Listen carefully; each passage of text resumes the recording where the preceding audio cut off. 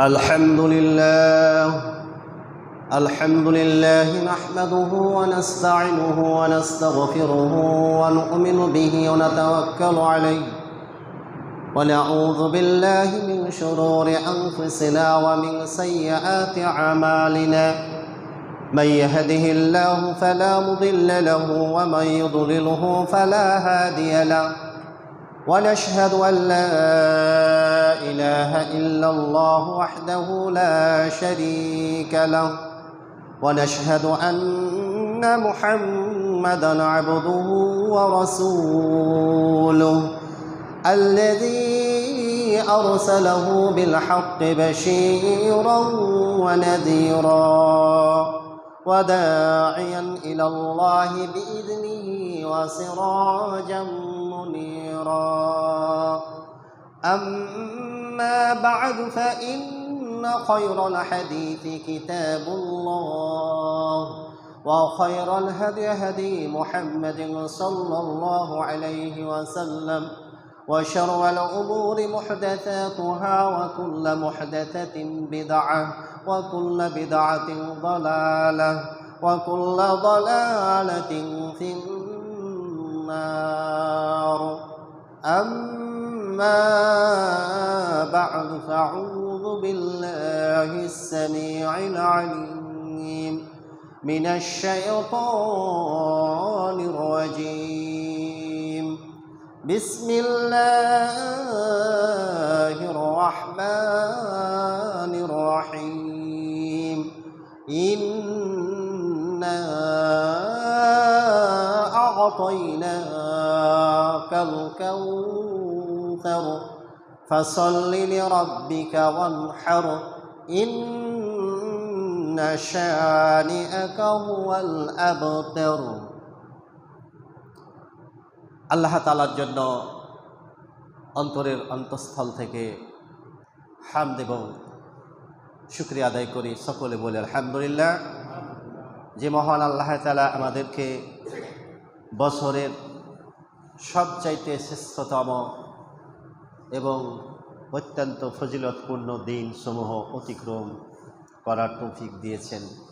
অদ্য 1447 হিজরি সনের 4 জিলহজ 1433 বঙ্গাব্দের 8 জ্যৈষ্ঠ 2026 ইংরেজি বর্ষের 22 মে।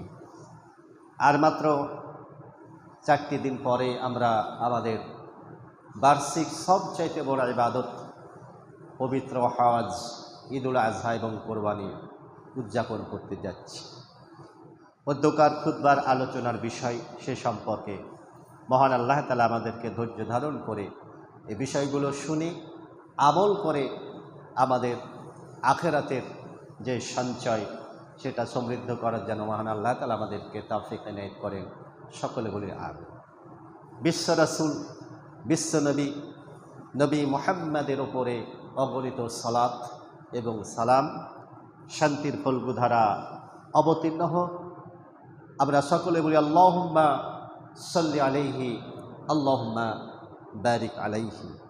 যেই নবী আমাদেরকে পবিত্র জিলহজ মাসের প্রথম 10 দিনের যেই ফজিলত, যেই গুরুত্ব, যে মাহাত্ম্য তার পবিত্র জবান থেকে আমরা শুনেছি। এই 10 দিনের আমল মহান আল্লাহ রাব্বুল আলামিনের কাছে বছরের 365টি দিনের আমলের চাইতে সবচাইতে পছন্দের এবং আল্লাহ পাকের নৈকট্য লাভের জন্যে এই 10 দিনের আমল আমাদের জন্য বিরাট একটা হাদিয়া বা উপঢৌকন। এ সম্পর্কে সহিহ আত-তারগীব 1248 নম্বর হাদিস, দারিমি 1774 নম্বর হাদিস, বাইহাকি সোয়াবুল ইমান পর্বের 3476 নম্বর হাদিস, আব্দুল্লাহ ইবনে আব্বাস রাদিয়াল্লাহু তাআলা আনহুমা হাসান সনদে হাদিসটি বর্ণনা করছেন। আল্লাহ নবী বলেন যে মা মিন আমালিন আযকা ইনদাল্লাহি আযজা ওয়া জাল্লা ওয়া লা আযমু আজরা মিন খায়রিন তা'মালুহু ফি আশরিল আযহা। জিলহজ মাসের 10 দিনের আমলে রয়েছে মহান আল্লাহ রাব্বুল আলামিনের সন্তুষ্টি, তাকে রাজি খুশি করা, তাকে সন্তুষ্ট করার এবং পুরস্কারের দিক থেকে সর্বোচ্চ, নেকির দিক থেকে বিরাট একটা সুবর্ণ সুযোগ এই পবিত্র জিলহজ মাসের প্রথম 10টি দিনের আমল। বলা বাহুল্য, অত্যন্ত দুঃখ পরিতাপ এবং আফসোসের সাথে বলতে হয়, যেই 10টি দিনে মহান আল্লাহ রাব্বুল আলামিন বান্দার জন্যে অফুরন্ত সুবর্ণ সুযোগ খুলে রেখেছেন, ওপেন করে রেখেছেন জান্নাতের পাথেও সংগ্রহ করার জিলহজ মাসের এই প্রথম 10টি দিন। আর ওই দিকে পবিত্র রমজানুল মোবারকের শেষের 10টি রাত। আফসোস এই জন্যে যে রমজান মাসের শেষের 10টি রাত অত্যন্ত অবহেলিত, অনাদরণীয়, এর কোনো গুরুত্ব তাৎপর্য আমরা রাখি না। কিছু মানুষ এতে কাফে বসে লাইলাতুল কদর উদযাপন করে, আর বাকি মনে হয় 90% অধিক সারা রাত্রি ওই কাপড়ের দোকানে আর পোশাকের দোকানে ঈদের কেনাকাটা নিয়ে ব্যস্ত থাকে রমজানের শেষের 10 রাত্রিতে।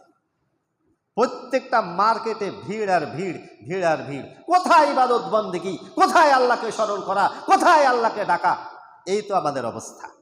আর এই জিলহজ মাসের 10টি দিন সবচাইতে বড় অবহেলিত, সবচাইতে বড় উপেক্ষিত। আমরা এর কোনো দামই দিই এ পর্যন্ত। এই দিনের যে গুরুত্ব, এর যে তাৎপর্য, এর যে মাহাত্ম্য, এত বড় ফজিলত, এত বড় পুরস্কারের কথা শোনার পরেও আমাদের হৃদয়ে কোনো দাগ কাটে না। কেননা আল্লাহ যে আমাদের অন্তরে মোহর মেরে দিয়েছে, আমাদের কানের মধ্যে যে পর্দা ফেলে দিয়েছে, ফলে আমরা সত্য সঠিক কথা শুনি না, কোরআন হাদিসের কথা শোনার চেষ্টা করি না, বুঝি না। আমরা এক প্রতিবন্ধী জাতি। কিন্তু বুঝবেন মরার পরে, যখন আল্লাহর আযাব, আল্লাহর শাস্তিকে চোখে দেখে নেবেন, তখন আল্লাহর কাছে শত অনুনয় বিনয় করে আল্লাহ পাকের কাছে আবেদন দিবেন, প্রার্থনা জানেন, আল্লাহ একটিবার দুনিয়াতে ফেরত পাঠাও। নেক আমল করার সুযোগ ঘটেনি, আমরা অবহেলায়, অলসতায় এই দিনগুলো, মহামূল্যবান হায়াতকে আমরা দুনিয়ার পিছনে আমরা অপব্যয় করেছি। আল্লাহ সুযোগ দাও। আল্লাহ মনে হয় সুযোগ দিবে আপনাদের। কবরে গেলে আল্লাহ রাব্বুল আলামিন আবার আপনাদেরকে ফেরত পাঠাবে, ফলে কবর থেকে উঠে এসে নেকির কাজ করে আবার কবরে যায়। অসম্ভব, হবে না। জীবন একটা, হায়াত একটাই। যতক্ষণ শ্বাস, যতক্ষণ আয়াত, যতক্ষণ নিঃশ্বাস আছে, ততক্ষণ পর্যন্ত আপনার জান্নাতের পাথেও সংগ্রহ করার সুযোগ রয়েছে। নিঃশ্বাস বন্ধ হয়ে গেলে আর একটিও নেক কাজ করার সুযোগ হবে না। আল্লাহর দরবারে আপনার একটি সেজদা দেওয়ার আর পারমিশন হবে না। অতএব সময় থাকতে এই সময়গুলো, মহামূল্যবান সময়গুলোকে মূল্যায়ন করার চেষ্টা করুন। আল্লাহ রাসূল সাল্লাল্লাহু আলাইহি ওয়াসাল্লাম এই 10টি দিনের প্রথম যে বিশেষত্ব, এর যে বৈশিষ্ট্য জিলহজ মাসের 1 নম্বরে বললেন যে মহান আল্লাহ রাব্বুল আলামিনের কাছে পুরস্কার লাভের সবচেয়ে বিরাট মর্যাদা সম্পন্ন আল্লাহ পাকের কাছে এই জিলহজ মাসের 10টি দিনের আমল নেকির দিক থেকেও বড়, আর আল্লাহ রাব্বুল আলামিনের কাছে সবচাইতে পছন্দের, সবচাইতে প্রিয়, এবং আল্লাহ রাব্বুল আলামিনকে সন্তুষ্ট করার, তাকে রাজি খুশি করার সবচাইতে বড় মাধ্যম হচ্ছে জিলহজ মাসের প্রথম 10টি দিনের নেক আমল। 2 নম্বরে মহান আল্লাহ রাব্বুল আলামিনের নবী বলছেন, এই পৃথিবীতে চন্দ্র বছর হয় 354 দিনে, আর সৌর বৎসর হয় 365টি দিনে। আপনি যেই দিক থেকে হিসাব মিলান না কেন, মহান আল্লাহর নবী বলছেন, জাবের রাদিয়াল্লাহু তাআলা আনহু থেকে বর্ণিত সহিহুল জামে 1130 নম্বর হাদিস, সহিহ সনদে আল্লাহ নবী বলছেন, আফদলু আইয়ামি দুনিয়া, এই দুনিয়ার মধ্যে যত দিন রয়েছে, এই দুনিয়ার মধ্যে যত দিবস রয়েছে, এই দুনিয়ার মধ্যে যত ডে রয়েছে, এই সমস্ত দিনের মধ্যে মহান আল্লাহ রাব্বুল আলামিনের কাছে 365টি দিনে একটি বছর, এই একটি বছরে 365টি দিনের মধ্যে আফদল, সবচাইতে সম্মানিত, সবচাইতে সেরা ফজিলতপূর্ণ দিন হচ্ছে আইয়ামুল আশরি, জিলহজ মাসের প্রথম 10টি দিন। সুবহানাল্লাহ, সুবহানাল্লাহ। আর এই 10 দিনের আমল কি হবে? আল্লাহর নবী আমাদেরকে জানিয়ে দিলেন এই 10টি দিনের আমল কি হবে, শুনে নাও। ফাআকসিরু ফিহিন্না মিনাত তাসবিহি ওয়াত তাহলিলি ওয়াত তাকবীরি ওয়াত তাহমিদি ওয়া যিকরিল্লাহি তাআলা। এই 10টি দিনে তোমাদের প্রথম কর্তব্য সবচাইতে আল্লাহ রাব্বুল আলামিনের কাছ থেকে নেকি লাভের, তাকে সন্তুষ্ট করা, গুনাহ মাফের, আল্লাহ রাব্বুল আলামিনের কাছে সম্মান লাভের, তোমাদের মর্যাদা এবং শ্রেষ্ঠত্ব অর্জনের সবচেয়ে বড় মাধ্যম হচ্ছে তোমরা এই জিলহজ মাসের 10টি দিনে অধিক পরিমাণে, খুব বেশি বেশি পরিমাণে তোমরা তাসবিহ পাঠ করবে, তোমরা তার জিকির আজকার করবে, অর্থাৎ তাকবীর পাঠ করবে। একবার তাকবীর পড়ে নিবা, আমার সাথে পড়ে স্মরণ করিয়ে দিচ্ছি আপনাদের। আল্লাহু আকবার, আল্লাহু আকবার, আল্লাহু আকবার, লা ইলাহা ইল্লাল্লাহ, আল্লাহু আকবার, আল্লাহু আকবার ওয়া লিল্লাহিল হামদ, আল্লাহু আকবার কাবীরা ওয়াল হামদুলিল্লাহি কাসীরা ওয়া সুবহানাল্লাহি বুকরাতাও ওয়া আসীলা।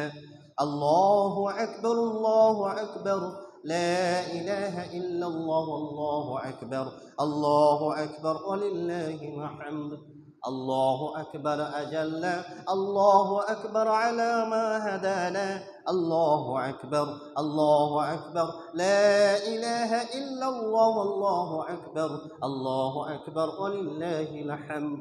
মনে আছে আপনাদের? গত জুমায় স্মরণ করিয়ে দিয়েছিলাম, বড় বড় প্রখ্যাত সাহাবায়ে কেরাম তারা কোথায় যেতেন মনে আছে? বাজারে। আলহামদুলিল্লাহ, বাজারে গিয়ে কি করতেন? কেনাকাটা না, তাকবীর পড়তেন, মানুষকে তাকবীর শোনাতেন। কেননা বাজারে গেলে মানুষ আল্লাহকে ভুলে যায়, কেনাকাটা নিয়ে ব্যস্ত থাকে। আর এজন্য এই প্রখ্যাত সাহাবীদ্বয় আব্দুল্লাহ ইবনে আব্বাস আছে, আবু হুরায়রা রয়েছে, আল্লাহু আকবার, ইবনে ওমর রাদিয়াল্লাহু তাআলা আনহুমা রয়েছে, অনেক সাহাবা তারা করতেন কি, ইখরুজান ইলা সুকি ফি আইয়ামিল আশরি, তারা এই 10 দিনে বাজারে যেতেন। ইউকাব্বিরানি, তারা তাকবীর পড়তেন, ওয়া ইউকাব্বিরু নাসু বিতাকবীরিহিমা, এবং তাদের তাকবীরের সাথে সাথে মানুষও, জনগণও তাকবীর পাঠ করত। তারা চিন্তা করতে, এত বড় বড় সাহাবী, সম্মানিত সাহাবী তারা এসেছে, তারা তাকবীর পড়ছে, আর আমরা কেমনে তাকবীর বলা থেকে বিরত থাকি? ফলে তারাও তাকবীর পড়তেন। সুবহানাল্লাহ, সুবহানাল্লাহ। এবং এ তাকবীর, তাদের তাকবীরের ধ্বনিতে পুরো বাজার মুখরিত হয়ে যেত। মসজিদের পাশে ছিল মিনা বাজার, কুরবানি উপলক্ষে কেনাকাটা হতো, বাজারের লোকজন তাকবীর পড়তো, মসজিদের লোকজন শুনতে পেত, মসজিদের লোকজন তাকবীর পড়তো, বাজারের লোকজন শুনতে পেত। ফলে আল্লাহু আকবার, হাত্তা তারতাজ্জা মিনা তাকবীরা, পুরো মিনা প্রান্তর তাকবীরের ধ্বনিতে মুখরিত এবং গুঞ্জরিত হয়ে যেত। এবার আপনাদের প্রশ্ন করি, গত সোমবারে চাঁদ উঠেছে, তাই না? এই গত সোমবারে চাঁদ ওঠা থেকে নিয়ে এ যাবৎ আপনারা কে কে বেশি পরিমাণে তাকবীর পড়েছেন? একটু হাতটা উঁচু করেন তো সোনামণিরা। একটা দুইটা, কয়েকটা হাত পাওয়া গেল। এই তো অবস্থা, দেখছেন শয়তান কিভাবে আপনাদেরকে ঘুম পাড়ায় রেখেছে, যে এই ফজিলতপূর্ণ দিনেও আপনাদেরকে আমল থেকে ভুলিয়ে রেখেছে। আল্লাহু আকবার। আর আমরা ওই শয়তানের হাতে নিজেকে সঁপে দিয়েছি। শয়তান যেই দিকে ঘুরাচ্ছে ওই দিকে ঘুরতেছি। ওই যে কুরবানির পশু কিনতে যাবেন অনেকে বটতলা হাটে আজকে, না? হ্যাঁ, তো ওই গরুটা কিনে নিয়েছে, যেগুলো দুষ্টু দুষ্টু গরু থাকে না, দুষ্টু ছাগল থাকে, হ্যাঁ, মানে না খেয়ে ওই যে কি বলে ওটাকে, মানে মুখার নাকি, হ্যাঁ, ওই নাকের মধ্যে দড়ি দিয়ে টানে, মানে ওটা যদি না দেয় তো শুধু গলায় দড়ি থাকলে যে দুষ্ট একেবারে আপনারে উপকার করে দেবে, তাই না? তো এরকম শয়তান আমাদের নাকের মধ্যে দড়ি দিয়ে ঘুরাচ্ছে। শয়তান ইবলিস যেই দিকে নিয়ে যাচ্ছে আমরা ওই দিকে যাচ্ছি। ইনশাল্লাহ আপনারা শয়তানকে ভালোবাসেন সবাই, তাই না? শয়তান আপনাদের উত্তম সঙ্গী, হ্যাঁ, উৎকৃষ্ট বন্ধু। কথা বলেন আবার শুনে, এ শয়তান মানব জাতির সবচাইতে বড় শত্রু। আমাদের বাবা মাকে জান্নাত থেকে বের করে দিয়েছে, মনে নাই? কাজে শয়তানের ষড়যন্ত্রের জাল আপনাদেরকে তো ছিন্ন করতেই হবে, তাই না? শয়তান আপনাকে প্রাণপণে চেষ্টা করছে জান্নাতে যেতে দেবে না, আর আল্লাহ আপনাকে প্রাণপণে জান্নাতে নিয়ে যাওয়ার জন্য হেদায়েত দিয়েছে, নবীর মাধ্যমে জানিয়ে দিয়েছে এই পথ অবলম্বন করো। সামনের কাতার পূর্ণ করেন। জুমার দিনের যেসব বৈশিষ্ট্য আল্লাহ রসুলের হাদিস, যে প্রথম কাতার আগে পূর্ণ করে নেবেন। প্রথম কাতারের যে দাম আপনি মিলাইতে পারবেন না, যে এর মূল্য কত। এটা জানা থাকলে মানুষ লটারি করে এই প্রথম কাতারে বসার জন্য এরা প্রতিযোগিতা লিখতে হতো। আচ্ছা, এখন এই যে বাজারে গিয়ে তাকবীর পড়তো, তাই না? আর এই বাজারে গিয়ে ছোট্ট একটা দোয়া আছে, মনে আছে? এই দোয়াটি যদি আপনারা পাঠ করেন, আল্লাহ রসুল কি বলেছিলেন? যে কাতাবাল্লাহু লাহু আলফা আলফি হাসানাতিন, আল্লাহ তাআলা 10 লক্ষ নেকি দিবেন। ওয়া মাহা আনহু আলফা আলফি সাইয়্যাতিন, 10 লক্ষ গুনাহ মাফ করবেন। ওয়া বানালাহু বাইতান ফিল জান্নাহ, জান্নাতে আপনার জন্য একটা ঘর তৈরি করে দেবেন। সুবহানাল্লাহ। এ বাজারে গিয়ে ভাবতে পারেন, এই বাজারে গিয়ে এই দোয়াটা বাজারে গিয়ে পড়ার দোয়া। তো দুনিয়ার মধ্যে সর্বোত্তম পবিত্র সর্বশ্রেষ্ঠ জায়গা হচ্ছে আল্লাহর ঘর, মসজিদ। আর সর্বনিকৃষ্ট ঘৃণিত যেই জায়গায় শয়তান বাচ্চা বাড়ে, ওই জায়গাটা খুব নিকৃষ্ট, মন্দ, খারাপ, বুঝছেন? তো এই দোয়াটা বাজারে গিয়ে পড়লে 10 লক্ষ, ওই ঘৃণিত জায়গা, নিকৃষ্ট জায়গা, ওখানে গিয়ে দোয়াটা পড়লে 10 লক্ষ নেকি পাবেন, 10 লক্ষ গুনাহ মাফ হবে, আর জান্নাতে একটা ঘর পাবেন। এখন আপনারে বুঝাই, ওই দোয়াটা যদি মসজিদে পড়েন তো ওই নেকি কি হবে? অথচ মসজিদ তো পবিত্র জায়গা, তাই না? এর নাম শরীয়ত। যেখানে যে দোয়া যে অবস্থায় আল্লাহ নবী সেট করে দিয়েছেন, ওখানে ওই দোয়া ওইভাবেই পড়া লাগে, তাই না? এখন মনে করছেন অনেকে অনেকে ছুটে যাবে, তাই না? মনে করছে যে জামাত তো খাড়া হয়ে গেছে, আগে নামাজটা পড়ে নিগে, নামাজ কোনো মতে ছাড়া যাবে না, তারপরে গিয়ে উজু করলে হয় না? যুক্তি তো আছে, নামাজের দাম বেশি, আমার নামাজ ছাড়া যাবে না, কাজে নামাজটাকে পড়ে নি, উজু করতে গেলে জামাজ ছুটে যাবে গা, কাজে আমি আগে নামাজটা পড়ে পরে উজু করব। এটা হবে? হবে না। এখানে বুঝতে হবে যে যুক্তি দিয়ে কিন্তু শরীয়ত চলে না, তাই না? এটা তো যুক্তি, ভালো যুক্তি না, না নামাজটাকে পড়ে নাও, তারপরে তুমি উজু করো আগে। কেন? তোমার উজু তাইতে নামাজ মহামূল্যবান, নামাজটা দামি বেশি, নাকি? চলবে না, নামাজের আগে উজু করা লাগবে, ঠিক আছে?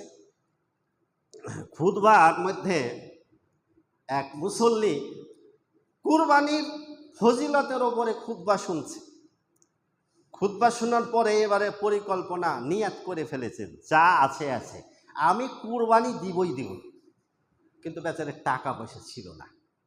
চিন্তা করছে রাতের বেলায় যে হুজুর যে বয়ান শোনালো, এ কুরবানির ফজিলত ছাড়া যাবে না, এত নেকি, সুবহানাল্লাহ। এখন চিন্তা করছে টাকা পয়সা তো নেই, তো কি করি, শয়তান বুদ্ধি দিয়ে দিল। এবারে সকালবেলা উঠে বলছে যে আজকে রাত্রে দেখি কোথাও গরু টরু পাওয়া যায় কিনা, প্রয়োজনে চুরি করে গরু চুরি করে হলেও কোরবানি দিব। কেন? কোরবানির ফজিলত ছাড়া যাবে না তো। যে বয়ান, যে খুতবা শোনাইছে হুজুর, সুবহানাল্লাহ, এই কুরবানির নেকি ছাড়া যায়। এখন গরু কিন্তু আসলে চুরি করে নিয়ে চলেই এসেছে কুরবানি দেওয়ার জন্য, কুরবানি হবে নিশ্চয়। এখন ক্যালকুলেশন করছে, বলছে যে চুরি করা তো একটা অপরাধ, একটা গুনাহ, এটা পাপের কাজ, এটা আমি ভালোভাবেই জানি, কিন্তু আমি কুরবানির যেই নেকি, এই নেকিটা ক্যালকুলেশন করে, কুরবানির ফজিলতটা হিসাব নিকাশ করে দেখেছি যে আমার পাপ হবে, কিন্তু কুরবানি দেওয়ার যেই ফজিলত, এই নেকির কারণে আমার ওই পাপটা মাফ হয়ে যাবে, মাঝখান থেকে আমার গোস্তটা ফিরি খাওয়া হবে। চলবে তো না? নিয়ত তো ভালো, উদ্দেশ্য তো ভালো, যে পাপ একটা হয়েছে গা, চুরি করার তো গুনাহ আছে, কিন্তু এই যে নেকির আল্লাহ তো বলছে যে তোমাদের সৎকর্ম, তোমাদের পুণ্য, তোমাদের নেক কাজ পাপকে গুনহাকে মিটিয়ে ফেলে, ওটা কিন্তু জানে হাদিসটা ভালো করে। তখন বেচারি গরু চুরি করে কুরবানি দিয়ে হবে তো নিশ্চয়, না নেকি পাবে? আচ্ছা, এ তো ভালো বুঝছেন, আলহামদুলিল্লাহ। তো ওই জন্য বলছি যে শরীয়ত একজনের কথাই চলে, সেটি হচ্ছে বিশ্ব রাসূল মুহাম্মদ সাল্লাল্লাহু আলাইহি ওয়াসাল্লাম। যুক্তি দিয়ে কোনোদিন শরীয়ত টিকে না। যুক্তি দিয়ে যদি শরীয়ত টিকতো তাহলে আল্লাহ রাব্বুল আলামিন পৃথিবীতে এই লক্ষাধিক নবী এবং রাসূল পাঠাতেন না। আল্লাহ বলে দিতেন যে তোমাদের মধ্যে বয়স্ক মুরব্বীরা থাকবে, ওরা জ্ঞান গরিমায় পরিপক্ক, ওরা বিভিন্ন যুক্তি দিবে, ওদের ওই যুক্তির আলোকেই তোমরা পথ চলো, ওটাই যথেষ্ট। আল্লাহ এটা বলেনি। বুঝতে পারছেন কথা? এজন্য দোয়া যেখানে যেই দোয়া সেখানে সেই দোয়া আমল করার চেষ্টা করবেন। তাহলে এই কয়টি দিনে কি আমল করবেন? সবচেয়ে বেশি পরিমাণে তাকবীর পাঠ করবেন, ঠিক আছে? এরপরে দ্বিতীয় যে আমলটা সেটা হলো আগামী 28শে মে বৃহস্পতিবার আমাদের বাংলাদেশ, ভারত এবং পাকিস্তানে হলো পবিত্র ঈদুল আজহা এবং কোরবানি। তাহলে তার 2 দিন আগে 26শে মে মঙ্গলবার হচ্ছে ইয়াউমুল আরাফা, অর্থাৎ সেই দিন মক্কাতে হজ অনুষ্ঠিত হবে, ঠিক আছে না?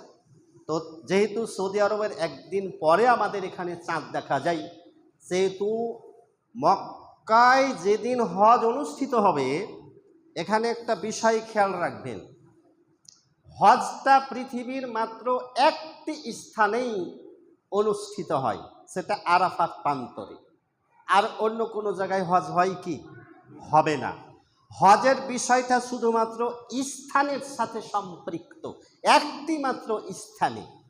কিন্তু জুমা, ঈদ, রমাজান, কোরবানি এগুলো ভৌগোলিক সীমারেখার কারণে কি হয়? পার্থক্য হয়ে যায়, 1 দিন 2 দিনের পার্থক্য হয়ে যায়।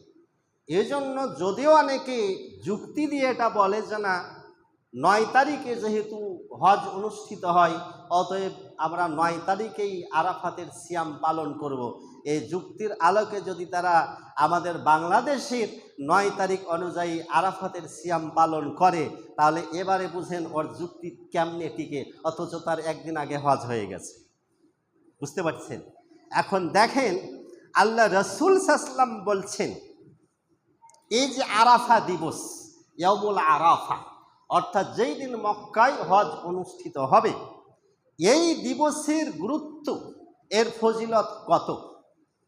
আপনাদের দৃষ্টিতে, আমাদের দৃষ্টিতে, পবিত্র কোরআন এবং সহিহ হাদিসের দৃষ্টিতে পৃথিবীর সবচেয়ে ফজিলতপূর্ণ সৌভাগ্য রজনী কোনটা?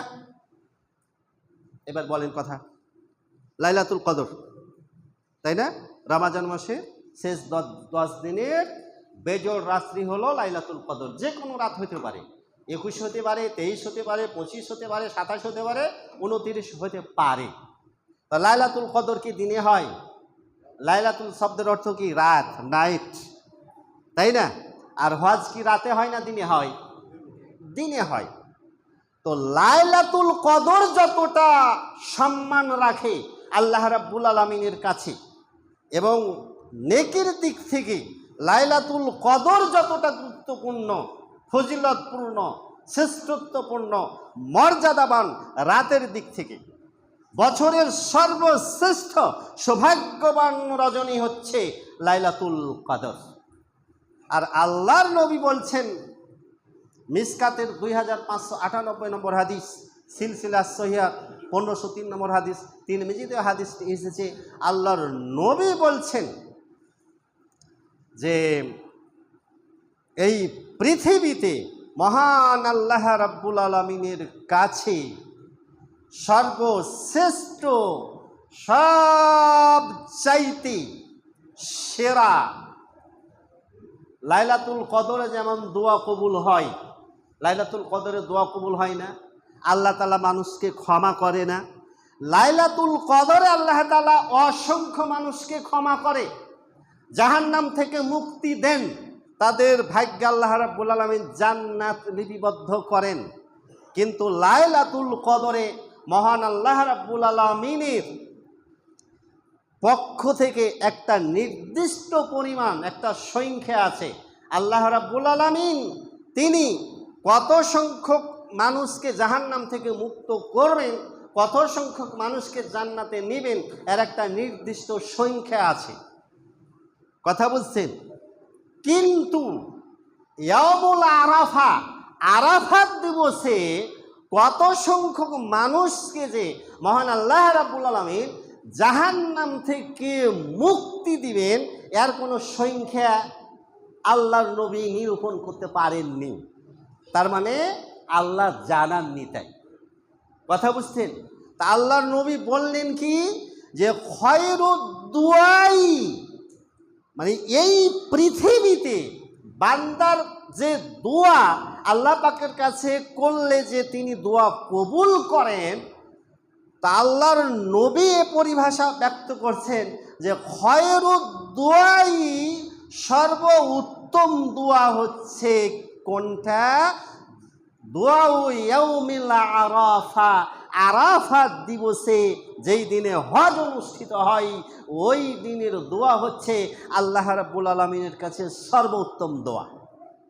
কিন্তু লাইলাতুল কদরের দোয়া সম্পর্কে আল্লাহর নবী এ ভাষা ব্যবহার করেননি যে খয়রুদ দুআই দুআউ লাইলাতুল কদরে, এরকম হাদিস আসেনি। তাহলে কি বুঝতে পারতেছেন? তার মানে আল্লাহর নবীর এ কথা প্রমাণ করে লাইলাতুল কদরের উপরে ইয়াউমুল আরাফা, আরাফাত দিবসের দোয়া প্রাধান্য লাভ করেছে। বলেন আলহামদুলিল্লাহ। এ কথা আমি বলিনি, এ কথা আল্লাহর নবী বলেছেন। এ কথা আমি বলিনি, এ কথা আল্লাহর নবী বলেছেন যে খয়রুদ দুআই দুআউ ইয়াউমি আরাফা, আরাফাত দিবসের রোজা, হজ, আরাফাত দিবসের দোয়া, হজের দিনের দোয়া আল্লাহ রাব্বুল আলামিনের কাছে সর্বোত্তম দোয়া। বুঝতে পারতেছেন? তাহলে এই আরাফাত দিবসে যে আগামী 26শে মে মঙ্গলবারের দিনের গুরুত্বটা, এর সম্মানটা কত বেশি। আল্লাহু আকবার, আল্লাহু আকবার, আল্লাহু আকবার, সুবহানাল্লাহ। সুতরাং লাইলাতুল কদর হলো মহিমান্বিত রজনী, আর ইয়াউমু আরাফা হচ্ছে মহিমান্বিত দিবস। সুতরাং আগামী 26শে মে এই দিবসের অবশ্যই আপনারা মূল্যায়ন করার চেষ্টা করবেন। মহান আল্লাহ রাব্বুল আলামিন লাইলাতুল কদরে যেমন রাত্রিবেলায়, রাত্রির শেষ প্রহরে তিনি নেমে আসেন দুনিয়াতে, ঠিক তদ্রূপভাবে মহান আল্লাহ রাব্বুল আলামিন আরাফাত দিবসে বান্দাকে ক্ষমা করার জন্য তিনি নিকটতম দুনিয়ায়, মানে দুনিয়ার খুব কাছাকাছি দুনিয়ার নিকটতম এই আসমানে নেমে আসেন এবং বান্দাকে তিনি ক্ষমা ঘোষণা করতে থাকেন। এত হারে, এত গণহারে, এত ব্যাপক হারে, বিশাল হারে মহান আল্লাহ রাব্বুল আলামিন তার অসংখ্য জাহান্নামী ব্যক্তিদেরকে জাহান্নাম থেকে মুক্ত ঘোষণা করতে থাকেন। এই দৃশ্য দেখে শয়তান নিরাশ হয়, শয়তান হতাশ হয়, শয়তান নিরাশ হয়, শয়তান হতাশ হয়, রাগে, ক্রোধে, ক্ষোভে নিজের মাথার চুল নিজেই ছিঁড়ে ফেলে আর পরিতাপ করতে থেকে হায় আফসোস, হায় আফসোস, হায় পরিতাপ আমার, আমি এত করে বিভিন্ন ছলে বলে কৌশলে ষড়যন্ত্রের জাল বিস্তার করে আমি আদমের জাতকে, বানি আদমকে, এ মানব গোষ্ঠীকে জাহান্নামে নিয়ে যাওয়ার ষড়যন্ত্রের জাল আমি বিস্তার করলাম, ফাঁদ পেতে দিলাম। কিন্তু আমার শত কুটকৌশল, অপকৌশল, ষড়যন্ত্র সব ভেস্তে গেল। যেই হারে মহান আল্লাহ রাব্বুল আলামিন আজকের দিনে আরাফাত দিবসকে মানুষকে জাহান্নাম থেকে মুক্ত করে তাদেরকে আল্লাহ রাব্বুল আলামিন ক্ষমা দান করতে আছে, তাতে মনে হচ্ছে আমি একজন ব্যক্তিকেও আর জাহান্নামে নিয়ে যেতে পারবো না। এ ব্যাপারে আমি ব্যর্থ। সুবহানাল্লাহ, সুবহানাল্লাহ, সুবহানাল্লাহ। ভাবতে পারেন। তাই মহান আল্লাহ রাব্বুল আলামিন নবী তিনি তার এ ভাষা ব্যক্ত করছেন। সহিহ মুসলিম 1348 নম্বর হাদিস, ইবনে মাজা 3014 নম্বর হাদিস, মুসনাদ হাকিম 1705 নম্বর হাদিস, সিলসিলা সহিহা 2551 নম্বর হাদিস, সহিহুল জামি 5796 নম্বর হাদিস। আয়েশা রাদিয়াল্লাহু আনহা বলছেন, মা মিন ইয়াউমি আকসারা মিন আইয়ুতিকাল্লাহু ফিহি আবদাম মিনান নারি মিন ইয়াউমি আরাফা ওয়া ইন্নাহু লা ইয়াদুনু বা ইয়াকরুবু সুম্মা ইউবাহি বিহিমুল মালাইকাতু ফায়াকুলু মা আরাদা হাউলাই। সংক্ষিপ্ত তর্জমা, আয়েশা রাদিয়াল্লাহু আনহা বলছেন, মহান আল্লাহ রাব্বুল আলামিন তিনি আরাফাত দিবসে, হজের দিনে তিনি তার অসংখ্য বান্দাকে জাহান্নাম থেকে মুক্ত ঘোষণা করতে থাকেন এবং তিনি বান্দার অত্যন্ত নিকটবর্তী হয়ে যান। এবং এই যে আরাফা প্রান্তরে শত শত না লাখো লাখো মানুষ গণজমায়েত ঘটেছে, তাদের উস্কু খুস্কু চুল, ধুলো ধূসরিত দেহ, মুখে একটাই বাক্য, লব্বাইক আল্লাহুম্মা লব্বাইক লব্বাইক লা শারীকা লাক লব্বাইক ইন্নাল হামদা ওয়ান নি'মাতা লাক ওয়াল মুলক লা শারীকা লাক। আল্লাহ রাব্বুল আলামিন এই দৃশ্য দেখে ফেরেশতাদেরকে বলছেন, ইশহাদু, হে আমার ফেরেশতারা তোমরা সাক্ষী থাকো, ইশহাদু তোমরা সাক্ষী থাকো, মালাইকাতি হে আমার ফেরেশতাগণ তোমরা সাক্ষী থাকো, আন্নী কদ গাফারতু লাহুম আমি তাদের সকলকেই ক্ষমা ঘোষণা করে দিলাম। সুবহানাল্লাহ, আমি তাদের সকলকেই ক্ষমা দান করলাম।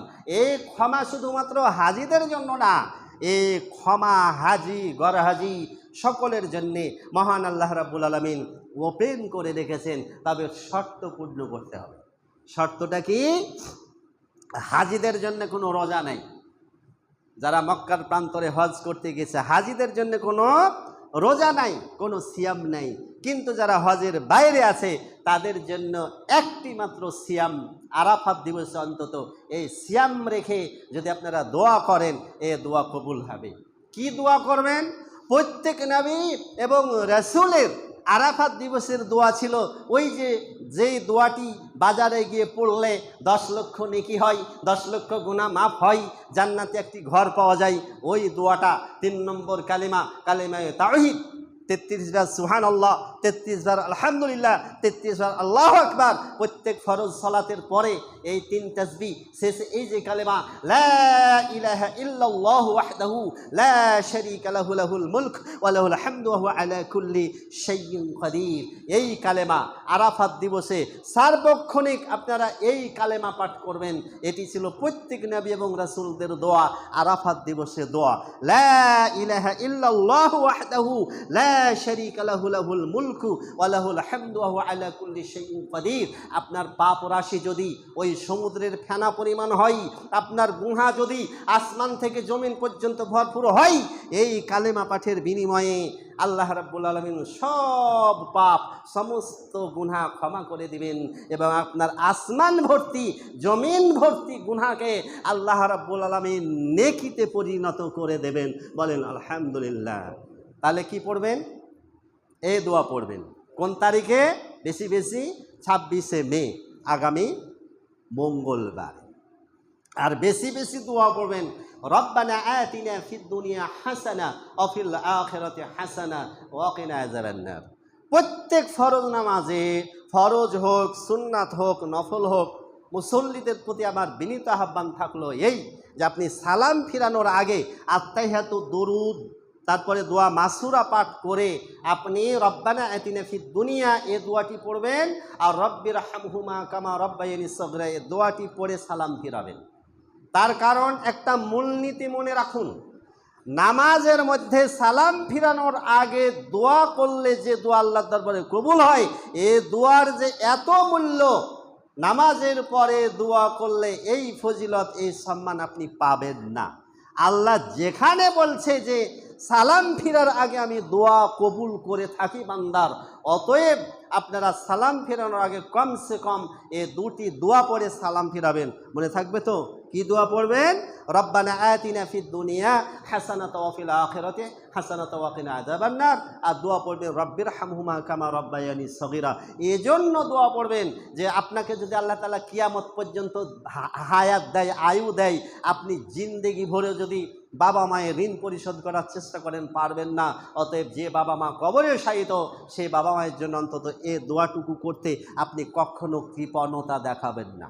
মনে থাকবে তো? এখন এই যে আরাফাত দিবসের রোজা, এর যে কত বড় গুরুত্ব, এর যে কত বড় ফজিলত, এর সম্পর্কে মিসকাতের 2044 এবং হাদিস সহিহ মুসলিমের মধ্যে এসেছে।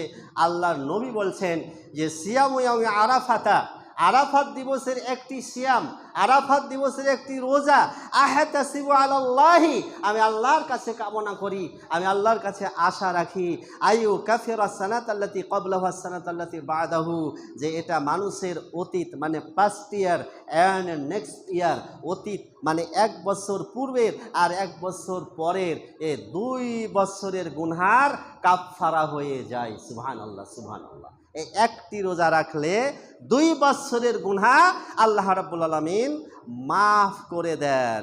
এবং বর্ণনাটি এভাবে আসছে, আরেকটি বর্ণনাই, যে আল্লাহ নবীকে জিজ্ঞেস করা হয়েছিল আরাফাত দিবসের রোজা সম্পর্কে। তা আল্লাহ নবী বলেছিলেন ইউ কাফিরু সানাতাল মাদিয়া আল বাকিয়া, মানে ওই যে মাজিয়া মানে পাস্ট অতীত, আর বাকিয়া মানে ফিউচার নেক্সট ইয়ার, ওই 2 বছরের গুনহার কাফফারা হয়ে যায়। ইবনে মাজাই উক্ত রাবীর বর্ণনাটি এভাবে এসেছে, বাজারে আসছে আবু সাইদ খুদরি রাদিয়াল্লাহু আনহুর এবারতে, ওখানে আপনার বাকিয়ার জায়গায় খলফা রয়েছে। আর আবু সাইদ খুদরি বলছেন সামিতু রাসূলুল্লাহি সাল্লাল্লাহু আলাইহি সাল্লাম ইয়াকুল, আমি আল্লাহর রাসূলের কাছ থেকে নিজ কানে শুনেছি আল্লাহর নবী এ কথা বলেছেন যে মান সামা ইয়াউমা আরাফাতা, যে ব্যক্তি আরাফাত দিবসে হজের দিনে মাত্র একটি রোজা রাখে, আল্লাহু আকবার, আল্লাহ গুফিরা লাহু সানাতা আমামাহু ওয়া সানাতা বাদাহু, একই অর্থ, সামনের আগে 1 বছর, পিছনের আরেক বছর, এ 2 বছরের গুনাহ খাতা ক্ষমা করে দেওয়া হয়।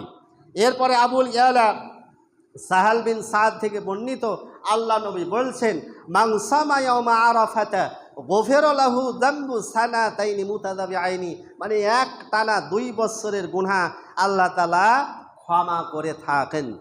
নাসাই 2828, তাবারানি আওসাত আব্দুল্লাহ ইবনে ওমর রাদিয়াল্লাহু আনহুমা বলছেন যে কুন্না ওয়া নাহনু মা রাসূলিল্লাহি সাল্লাল্লাহু আলাইহি সাল্লাম, আমরা আল্লাহর নবীর জামানায়, আল্লাহর নবীর যুগে কি করতাম, এই আরাফাত দিবসের যে রোজাটা, এই যে সিয়ামটার কত দামি, তো আমরা না দিলুহু বিসাওমি সানাতাইনি, আমরা আরাফাত দিবসের একটি দিনের রোজা রাখাটাকে আমরা 2 বছরের রোজা রাখার সমতুল্য নেকি হিসাবে গণ্য করতাম।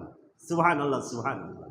একটা মূলনীতি, আল্লাহ যে ব্যক্তির গুনাহ ক্ষমা করে, যত পরিমাণ গুনাহ ক্ষমা করলে তত পরিমাণ নেকি আল্লাহ তাআলা আমলনামায় দান করে থাকেন।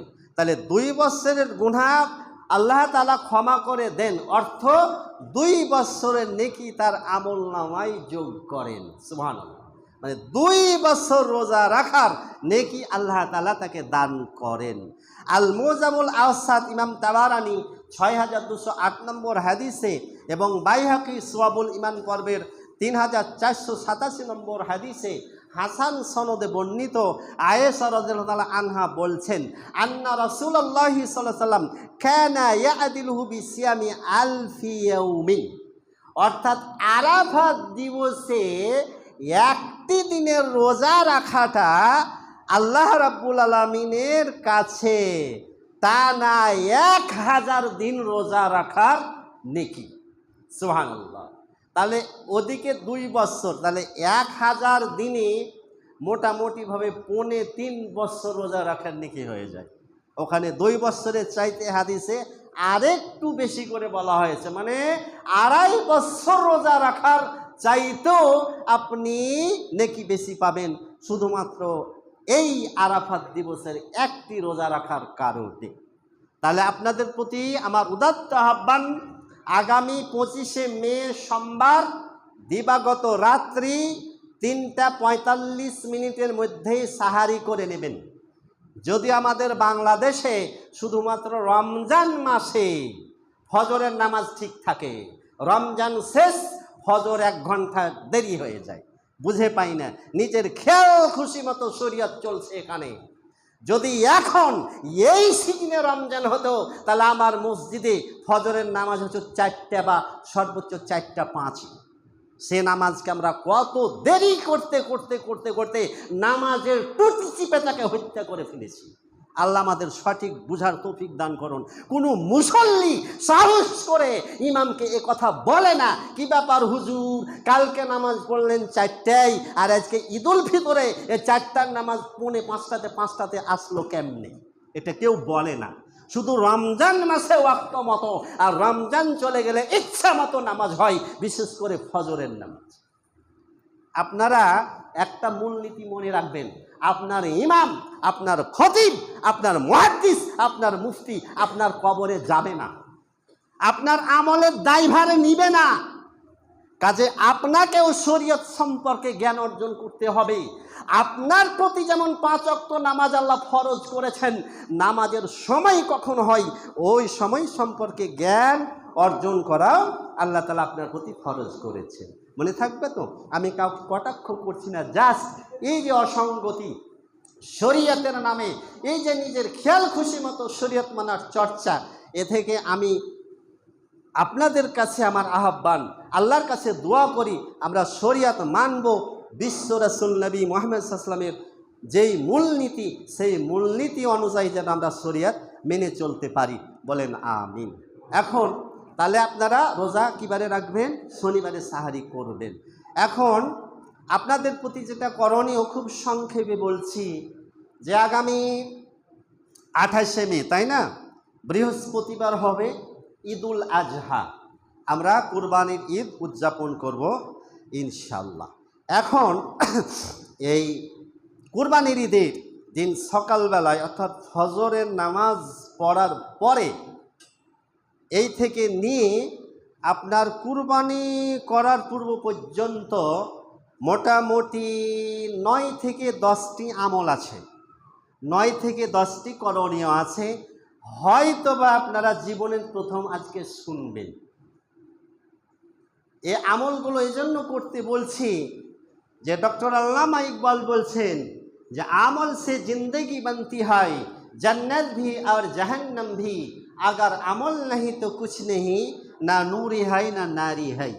মানে আপনার আমল, আপনার কর্মফলের ভিত্তিতে আপনার জন্য জান্নাত অথবা জাহান্নাম নির্ধারিত হবে। আপনার আমল নাই তো আপনার জন্য কিছুই নাই, কচু। তারপরে কচুও ভাই, ওই কচুও মাংনা কেউ দেয় না। 1 কেজি কচু কিনতে গেলে চাঁপাইনবাবগঞ্জ ওই সবজি বাজারে 50 টাকা পকেট থেকে বের করে দিলে আপনাকে 1 কেজি কচু দেবে। তাই কচুটাও মূল্যহীন নয়, তাই না? এই জন্য শোনেন, আমল করার চেষ্টা করবেন, আমল করবেন, আমল করবেন ইনশাল্লাহ।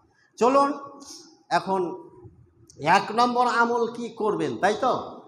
1 নম্বর আমল, আপনারা ফজরের নামাজের আগেই হোক বা ফজরের নামাজের পরেই হোক, খুব সুন্দর করে সুগন্ধিযুক্ত সাবান দিয়ে গোসল করবেন। মনে থাকবে তো? পরিষ্কার পরিচ্ছন্নতা ইমানের অঙ্গ, পরিপাটি। এই ঈদের দিন আমাদের জন্য আল্লাহ রাব্বুল আলামিনের পক্ষ থেকে একটা বিরাট বড় আল্লাহর দেয়া স্বর্গীয় উৎসব, পবিত্র উৎসব আল্লাহ পাকের পক্ষ থেকে আমাদের জন্য আল্লাহ দান করেছে। তাই উত্তমভাবে গোসল করবেন, শরীরের ময়লাগুলো পরিষ্কার করবেন, প্রয়োজনে একটু স্যাভলন দিয়ে দেবেন, সুগন্ধিযুক্ত সাবান দিয়ে গোসল করবেন। 2 নম্বর, গোসল করার পরে আপনি সুন্দর পোশাক, উত্তম পোশাক পরিধান করবেন। এর অর্থ এই নয় যে আপনাকে প্রত্যেক ঈদে নতুন জামা কাপড় কিনতে হবে। আপনার পুরাতন কাপড়টাই ভালো করে ক্যালেন্ডার করে পরিপাটি করে একবারে সাজুগুজু করে সুগন্ধি আতর খুশবু মেখে আপনারা বের হবেন। পোশাক পরার দোয়া, পোশাক আল্লাহর নিয়ামত না? আল্লাহর নিয়ামত। আল্লাহ রাব্বুল আলামিন চান ইন্নাল্লাহা ইউহিব্বু ইউরা আসারু বিনি'মাতিহি আলা আবদিহি, যে আপনি উত্তম পোশাক পরিধান করবেন, আল্লাহর নিয়ামতের শুকরিয়ার বাহ্যিক এই নমুনা আপনি পেশ করবেন, দেখাবেন মানুষকে, দেখো আল্লাহর নিয়ামত এটা। আল্লাহ যাকে নিয়ামতের মধ্যে রেখেছে ওই ব্যক্তি যদি কৃপণতা করে, ভালো না খায়, ভালো না পড়ে, আল্লাহ পাকের কাছে এই ব্যক্তি অকৃতজ্ঞ। আল্লাহ তাআলা যাকে সচ্ছলতা দান করেছেন তার পোশাকের মধ্যে তার সচ্ছলতার বাহ্যিক নমুনা থাকতে হবে। এটা আল্লাহর নিয়ামতের বহিঃপ্রকাশ, এটা অহংকার নয়। তাহলে দোয়া পড়বেন আলহামদুলিল্লাহিল্লাযী কাসানি হাযা, পোশাক পরার দোয়া, আমি প্রশংসা বা শুকরিয়া আদায় করি সেই মহান আল্লাহ তাআলা যিনি আমাকে এই পোশাক দান করেছেন। ওয়া রাযাকানিহি, এটা আমার রিজিক, মিন গায়রি হাওলিন মিন্নি ওয়ালা কুওয়া, আমার কোনো শক্তি চেষ্টা সামর্থ্য ছাড়াই এই পোশাক আমাকে দান করেছেন। কয়জনে এই পোশাক পরার দোয়া শিখেছেন জানা আছে? একজন ব্যক্তি হাত উঠান তো উঁচু করে যে আমি এই পোশাক পরি আর আমি পোশাক পরার দোয়া পড়ি। হ্যাঁ, লা আদরি, তাই না? ওই কবরে যখন মুনকার নাকির এসে প্রশ্ন করবে মান রব্বুকা মান দীনুকা মান নাবিউকা, যদি না পারোতে কি বলবে? হ্যাঁ, লা আদরি, হায় আমি কিছুই জানি না। আরে ওটা কবরে। এখন দুনিয়াতেও দেখছি, কবরের উপরেও দেখছি আপনাদের অধিকাংশ হচ্ছে লা আদরি, কিছুই জানি না। শিখবেন প্রয়োজনীয় দোয়া। দ্বিতীয়, কাউকে যদি নতুন পোশাক পরিহিত অবস্থায় দেখেন তাহলে তার জন্য দোয়া আছে। যে কি দোয়া পড়তে হয়?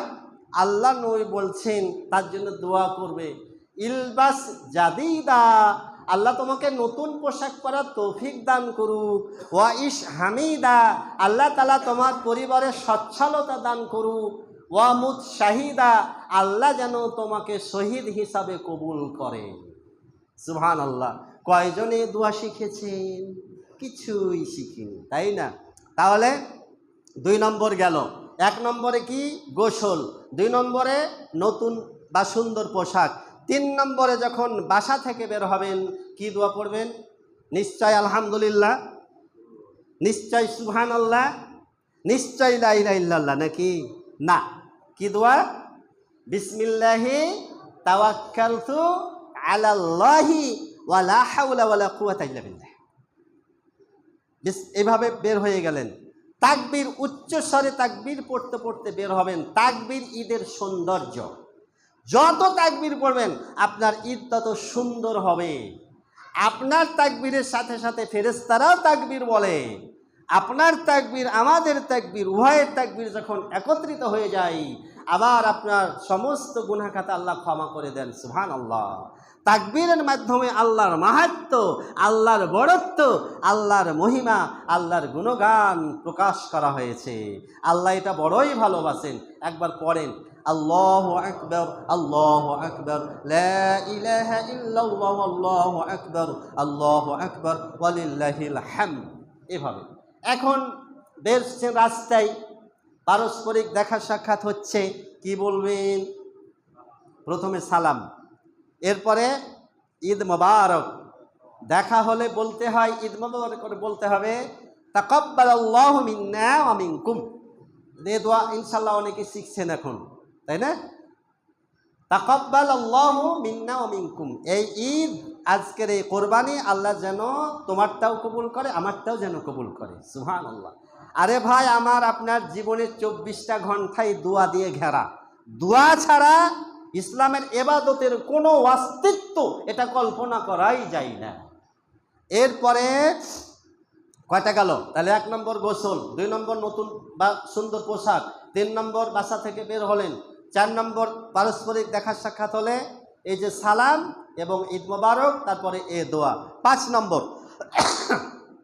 ঈদের জামাতে শরিক হলেন, তাই না? ইমাম সাহেব যতক্ষণ পর্যন্ত আপনাদেরকে বসিয়ে রেখেছেন ততক্ষণ পর্যন্ত বসে থাকবেন। নামাজ শেষ, বাসায় ফিরে আসবেন। ও আর একটা পয়েন্ট ছুটে গেছে, নিশ্চয় ঈদুল আজহার দিন সকালবেলায় আপনাদেরকে কিছু খেয়ে যেতে বলেছেন আল্লাহর নবী, না? খাওয়া যাবে? যাবে না। ঈদুল ফিতরে উল্টা, 1টা 3টা 5টা 7টা বিজোড় সংখ্যা খেজুর। কিন্তু আল্লাহর নবী তিনি এই কুরবানির ঈদে কোনো কিছু না খেয়ে খুব সকাল সকাল ঈদগাহে চলে যেতেন, কাজে কোনো কিছু খাবেন না। ফিরে এসে কুরবানির গোশত দ্বারা তিনি খাবারটা শুরু করতেন। অনেকে এটাকে বলে সোয়া প্রহর রোজা। আরে ভাই, রোজা রাখতে গেলে তো সাহারি করতে হয়, তা সাহারি কই? সাহারি আছে? রোজা এমনি তো ঈদের দিন, ঈদুল আজহার দিন এবং ঈদুল আজহার পরে 3 দিন আর ঈদুল ফিতরের দিন, এ বৎসরে 5টি দিন রোজা রাখা হারাম করেছে। আপনার এই কুরবানির দিনে আপনি রোজা পেলেন কেমনে? এই কোথা থেকে আসলো? বিশেষ করে মহিলাদের মধ্যে কুসংস্কার, বলছে সোয়া প্রহর রোজা নাকি। না না, এটাকে রোজা বলা যায় না। আল্লাহর নবী খাননি তাই খাবো না। আল্লাহ রসুল কুরবানি করার পরে গোশত দিয়ে খাওয়া শুরু করেছেন, তাই খাবো। ঠিক আছে। এখন 6 নম্বরে, আপনি যেই রাস্তা দিয়ে ঈদগাহে রওনা করেছিলেন ওই রাস্তা দিয়ে বাড়ি না ফিরে ভিন্ন রাস্তা দিয়ে বাড়ি ফিরবেন, মানে রাস্তাটা বদল করবেন। এখন বলবেন যে হুজুর রাস্তা তো একটাই, কেমনে বদল করি? কেন, আছে বাইপাস, তাই না? আপনি যদি এইখান দিয়ে যান ওই রোড দিয়েও 12ঘরিয়া বাজার যাওয়া যাবে, আবার এই রাস্তা দিয়েও 12ঘরিয়া বাজার যাওয়া যাবে। একটু কায়দা কৌশল করে রাস্তাটা পরিবর্তন এজন্যে করবেন যে এই পৃথিবী, এই মাটি, এই জমি, এই রাস্তা আপনার ব্যাপারে আল্লাহ দরবারে সাক্ষী দিবে যে বান্দা আমার পথের ওপর, পিঠের ওপর দিয়ে আরে তোমার ইবাদত করতে গিয়েছিল, আর তোমার ইবাদত করার শেষে আমার পিঠের ওপর দিয়ে আমাকে অতিক্রম করে বাসায় ফিরেছে। এ দুটো রাস্তা আপনার পক্ষে সাক্ষী দিবে। সুবহানাল্লাহ, সুবহানাল্লাহ। সর্বপ্রতি আপনি আল্লাহর নবীর আদেশ, আল্লাহ রাসূলের হুকুম। এরপরে 7 নম্বরে, বাসায় ফিরে এসে আপনি 2 রাকাত নফল নামাজ পড়বেন। কয় রাকাত? নফল নামাজ পড়বেন। এটা হাদিসটি আসছে ইবনে মাজাহ 1293, মুসনাদে আহমদে আসছে, সহিহ ইবনে খুজাইমা আসছে। ইরওয়া আবু সাইদ খুদরি রাদিয়াল্লাহু আনহু বলছেন যে কানা রাসূলুল্লাহ সাল্লাল্লাহু আলাইহি ওয়াসাল্লাম লা ইউসাল্লি ক্বাবলা আল-ঈদ শাইয়্যান, মানে আল্লাহর নবী 2 ঈদে ফরজ নামাজ ছাড়া, এই যে ফজর ছাড়া এর আগে পিছে কোনো নফল নামাজ পড়তেন না। ফাইদা রাজা ইলা মানজিলিহি বা ফি বাইতিহি, যখন তিনি ঈদগাহ থেকে বাড়ি ফিরে আসতেন সাল্লা রাকাতাইনি, তিনি 2 রাকাত সালাত আদায় করতেন, নামাজ পড়তেন। এটা শুনেছেন কখনো? কেউ বলেছে আপনাদের ইতিপূর্বে? জানাইছে এই গুরুত্বপূর্ণ সুন্নাতটা? জানাইনি। কাজেই এই নামাজ 2 রাকাত নামাজ আপনার পরিবারের বরকত, আপনার বাড়ির কল্যাণ, আল্লাহ পাকের রহমত। অতএব বাসায় ফিরে ঈদের নামাজ পড়ে এসে ইনশাল্লাহ সবাই 2 রাকাত নফল নামাজ পড়বেন তো ইনশাল্লাহ? বলেন আল্লাহ তুমি কবুল করো। এরপরে 9 নম্বর আমল হলো এখন কোরবানির পশু জবাই করবেন। এই তো বিসমিল্লাহ আল্লাহু আকবার, আল্লাহর নাম নিয়ে পশু জবাই করবেন। খুব ধারালো ছুরি দিয়ে পশু জবাই করবেন যাতে পশুর কষ্টটা কম হয়। এবং দোয়া আরেকটা আছে, আল্লাহুম্মা তাকাব্বাল মিন্নি ওয়া মিন আহলি বাইতি, হে আল্লাহ এই কুরবানি তুমি আমার পক্ষ থেকে এবং আমার পরিবারের পক্ষ থেকে, সকল সদস্যের পক্ষ থেকে এ কোরবানি কবুল করো। ভুলেও এ কথা বলবেন না যে আমার নামে কোরবানি, উমুকের নামে কোরবানি। কোরবানি কারো নামে না, কোরবানি একমাত্র আল্লাহর নামে।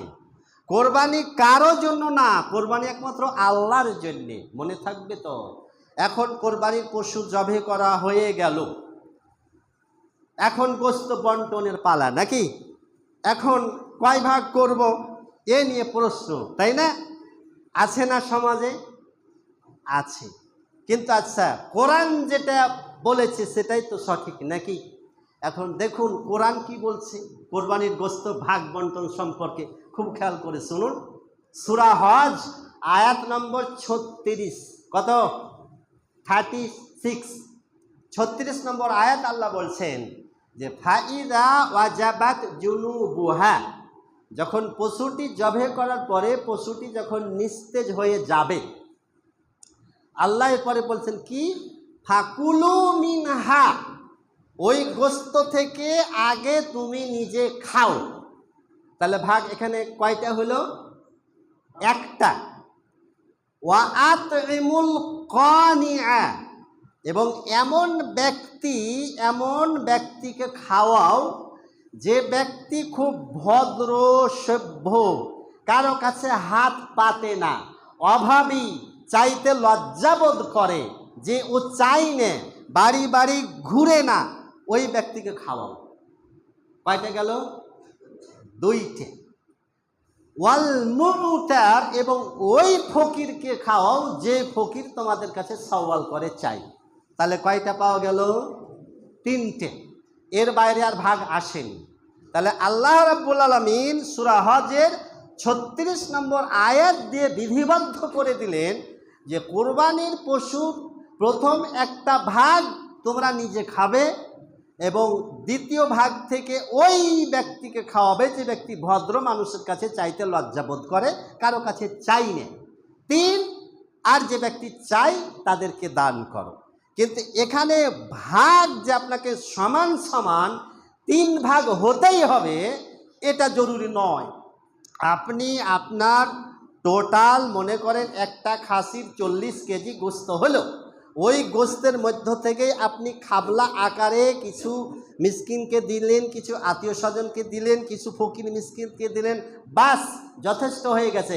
কিন্তু আপনাকে ওখানে বলা হয়নি যে 40 কেজি গোস্তকে তোমাকে একেবারে মিটারে দাঁড়ি পাল্লা মেপেই সমান সমান ভাগ করে দিতে হবে। শরিয়াত এত কঠিন নয়, কথা বুঝছেন? এবারে আপনারে বলি, মনে করেন আপনি গরিব মানুষ, সারা বছর আপনি গরুর গোস্ত কিনে খেতে পারেন না, কুরবানি আসলে 2-4 টুকরা কুরবানির গোস্ত, গরুর গোস্ত খেতে পারেন। এরকম অভাবগ্রস্ত গরিব মানুষ কুরবানি দেয় না? তা আপনার প্রয়োজনটা বেশি, কাজে আপনি বেশি খাবেন, কম ভাগ বিলাবেন। আর ওই যে ভদ্রলোক মাসে 2 লক্ষ টাকা বেশি ইনকাম করে, ডেলি গরুর গোস্ত কোটি টাকা দিয়ে কুরবানি করেছে, যেহেতু সে ধনী, প্রতিদিন গোস্ত খাওয়ার তার সুযোগ ঘটছে, অতএব সে বেশি বিলাবে। কথা বুঝছেন? শরিয়াত আমাদের জন্য খুব সহজ করে দিয়েছে, কিন্তু মানুষ আসলে সঠিক বুঝ না থাকার কারণে মানে একজন এক ফতোয়া দিয়ে দেয়। কাজেই সেইভাবে হিসাব নিকাশ করে আপনারা ইনশাল্লাহ কাজ করবেন। মনে করেন আপনি গরিব মানুষ, আপনার কুরবানিদের দিন পরে আপনার মেয়ের বিয়ে, আপনি ইচ্ছা করলে ওই কুরবানির গোস্ত দিয়েই অনুষ্ঠান চালিয়ে দিতে পারেন, কোনো সমস্যা নেই। আল্লাহ তাআলা আমাদেরকে সঠিক বুঝ দান করুন। আল্লাহ তাআলা আমাদের ঈদ কবুল করুন। এবং এই ঈদুল আজহা আগামী 28শে মে বুধবার ঈদুল আজহা উদযাপন করার পরেও একটা মূলনীতি মনে রাখবেন, লান তানালুল বিররা হাত্তা তুনফিকু মিম্মা তুহিব্বুন। মানুষকে যে গোস্তটা দিবেন ওটা যেন ল্যাথড়া না হয়, একেবারে ওই যে হাড্ডি না হয়, যেটা খাওয়া যায় না। উত্তমটা, আপনার পছন্দনীয়টা, আপনি যেটা পছন্দ করেন আপনি সেটা মানুষকে বিতরণ করবেন। কেননা আপনি যেটা পছন্দ করেন না ওটা আপনি আপনার দিনী ভাইকে কিভাবে দিতে চান? একটা ইমানেরও তো প্রশ্ন, তাই না? কুরবানি অর্থ কি? কুরবানি আত্মত্যাগ। ইসলাম কি ভোগের ধর্ম? ইসলাম বলছে না, তুমি নিজে খাও, দিতে শিখুন, খেতে শিখুন, তাই না? ইসলাম বলছে দিতে শিখুন আর খেতে শিখুন, তুমি নিজে খাও, বিলাও, আলহামদুলিল্লাহ। কাজেই এই ঈদের আনন্দ এই যে আমরা যেন সকলের মাঝে একেবারে সমানভাবে ভাগ করে নিতে পারি, আনন্দটা আল্লাহ তাআলা যেন আমাদের কবুল করেন, বলে আমিন। ওয়া আখিরু দাওয়ানা আলহামদুলিল্লাহি রাব্বিল আলামিন। আসসালামু আলাইকুম ওয়া রাহমাতুল্লাহি ওয়া বারাকাতুহু।